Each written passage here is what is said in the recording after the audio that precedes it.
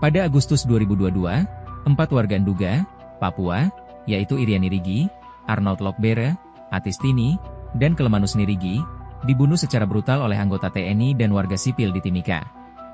Korban ditembak, dimutilasi, dan bagian tubuhnya dimasukkan ke dalam karung sebelum dibuang ke Sungai Pigapu. Kasus ini memicu kemarahan publik dan perhatian internasional terhadap pelanggaran HAM di Papua. Beberapa pelaku telah dijatuhi hukuman penjara, termasuk hukuman seumur hidup bagi beberapa anggota militer yang terlibat. Tragedi mengerikan mengguncang Timika, Papua, pada tahun 2022. 4 warga sipil menjadi korban pembunuhan dan mutilasi yang dilakukan secara sadis. Kasus ini menggemparkan Indonesia dan menyisakan duka mendalam bagi keluarga korban dan masyarakat Papua. Kejadian bermula pada tanggal 22 Agustus 2022, ketika 4 korban, yaitu Arnold Lokbere, Irian Nirigi, Lemanio Nirigi, dan Atistini, pergi untuk membeli bahan bangunan. Namun, mereka tak pernah kembali. Keluarga mulai khawatir dan melaporkan kehilangan mereka kepada pihak berwajib. Pencarian intensif dilakukan oleh polisi dan keluarga korban. Pada tanggal 26 Agustus 2022, 1 jasad ditemukan dalam kondisi termutilasi di RSUD Timika. Identitas korban terungkap sebagai Lemaniol Nirigi. Penemuan jasad Lemaniol Nirigi menjadi titik terang dalam penyelidikan kasus ini. Polisi mulai mendalami kemungkinan adanya tindak kejahatan di balik hilangnya keempat warga tersebut. Setelah melakukan penyelidikan lebih lanjut, polisi menemukan fakta bahwa keempat korban dibunuh oleh 6 oknum anggota TNI AD dan 3 warga sipil. Motif pembunuhan adalah transaksi senjata api ilegal. Berdasarkan hasil penyelidikan, para pelaku menjebak korban untuk melakukan transaksi jual beli senjata api. Namun, senjata yang ditawarkan ternyata palsu. Korban yang merasa ditipu kemudian menganiaya pelaku. Hal ini memicu kemarahan para pelaku yang kemudian melakukan pembunuhan terhadap keempat korban. Pembunuhan dilakukan secara brutal dan sadis. Para pelaku tidak hanya membunuh korban, tetapi juga melakukan mutilasi terhadap jenazah mereka. Setelah membunuh dan memutilasi korban, para pelaku memasukkan potongan tubuh korban ke dalam 6 karung. Karung-karung tersebut kemudian dibuang ke Sungai Wania untuk menghilangkan jejak. Polisi berhasil menangkap para pelaku dan melakukan rekonstruksi kejadian. Rekonstruksi ini mengungkap detail mengerikan dari pembunuhan dan mutilasi yang dilakukan oleh para pelaku.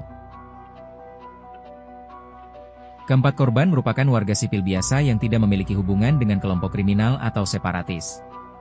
2 di antaranya bahkan merupakan pengurus gereja. Arnold Lokbere adalah pengurus gereja yang juga ditunjuk sebagai panitia pembangunan gereja. Irian Nirigi adalah pejabat aktif kepala desa Kampung Yunar dan pengurus gereja di Kenyam, Nduga. Para pelaku terdiri dari 6 oknum anggota TNI AD dan 3 warga sipil. 6 oknum TNI AD tersebut adalah Mayor Infanteri HFD, Kapten DK, Prakpr, Praturas, Pratu RPC, dan Praturom. Sedangkan 3 warga sipil adalah HPL alias Jack, Du, dan RMH alias Roy Martin Howai. Motif para pelaku melakukan pembunuhan adalah untuk merampas uang korban yang berjumlah 250 juta rupiah. Uang tersebut rencananya akan digunakan untuk membeli senjata api. Kasus ini mengungkap adanya keterlibatan oknum TNI dalam tindak kejahatan. Hal ini tentu saja mencoreng nama baik institusi TNI dan menimbulkan kemarahan publik. Kasus pembunuhan dan mutilasi ini kemudian dibawa ke pengadilan.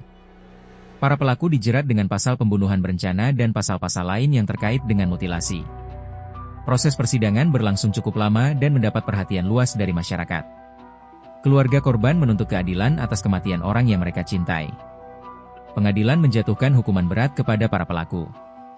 Beberapa pelaku dijatuhi hukuman mati, sementara yang lainnya dijatuhi hukuman penjara seumur hidup. Putusan pengadilan ini diharapkan dapat memberikan efek jera bagi para pelaku dan mencegah terjadinya kasus serupa di masa mendatang. Kasus ini menjadi pelajaran berharga bagi semua pihak, terutama aparat penegak hukum, untuk lebih berhati-hati dan tidak terlibat dalam tindak kejahatan.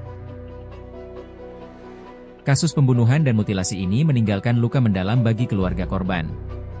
Mereka kehilangan orang yang mereka cintai secara tragis dan mengenaskan. Tragedi ini juga menimbulkan trauma bagi masyarakat Timika dan Papua. Mereka merasa tidak aman dan khawatir akan terjadinya kasus serupa di masa mendatang. Kasus ini menjadi refleksi bagi kita semua tentang pentingnya menjaga nilai-nilai kemanusiaan dan mencegah terjadinya tindak kekerasan.